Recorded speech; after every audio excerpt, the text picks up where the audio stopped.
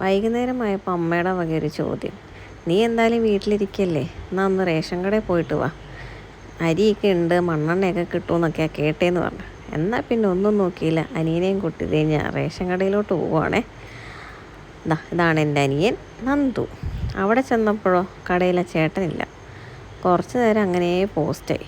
അങ്ങനെ നിന്നപ്പോൾ എന്താണ്, തൊട്ട് ബാക്കിലായിട്ട് പുഴയുണ്ട്. എന്നാൽ അവിടെ പോയിട്ട് കുറച്ച് വീഡിയോ എടുക്കാമെന്ന് പറഞ്ഞ് ഇതാട്ടോ ഞങ്ങളുടെ പുഴ. മൂവാറ്റുപുഴ ആറാണ്. ആറിൻ്റെ തീരത്തുള്ള കുഞ്ഞു ഗ്രാമമാണ് വെള്ളൂർ. ഇത് കണ്ടോ, പഴയ കാലത്തെ കെട്ടിടം, പഴമയുടെയൊക്കെ ആ ഒരു മണവും ഓർമ്മയൊക്കെ തരുന്ന ഒരു കെട്ടിടമാണ് അത്. ആ ചേട്ടൻ വന്നു. ഞങ്ങൾ റേഷൻ കടയിൽ നിന്നുള്ള സാധനങ്ങളൊക്കെ മേടിക്കുകയാണ്.